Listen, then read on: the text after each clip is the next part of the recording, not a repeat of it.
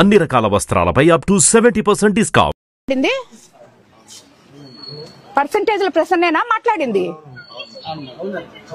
ప్రతి ఒక్కటి ఎక్కడ అతను చేయబడితే, ఒక కాంట్రాక్ట్ లో చేయబడితే, ఒక రియల్ ఎస్టేట్ లో చేయబడితే, ఒక ఇళ్ల స్థలాల దగ్గర మట్టి చేయబడితే, నువ్వు ఎక్కడ చేయబడితే అక్కడ అవినీతి.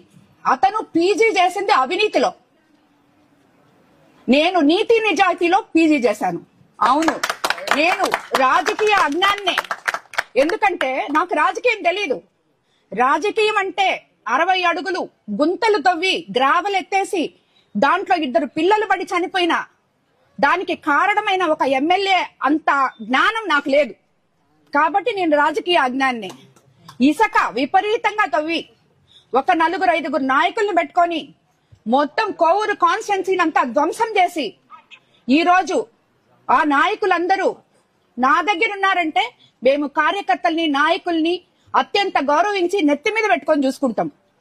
అదే కార్యకర్తలు నిన్ను సాకలేక నా దగ్గరకు వస్తున్నారు, నీకు అప్పులు ఇవ్వలేక నా దగ్గరకు వస్తున్నారు. కాబట్టి ఈ పర్సంటేజ్లు ప్రసన్న మాట్లాడిన దాని గురించి మీరు అడగడము, నేను మాట్లాడడం కూడా వేస్టే. కాబట్టి వదిలేయండి.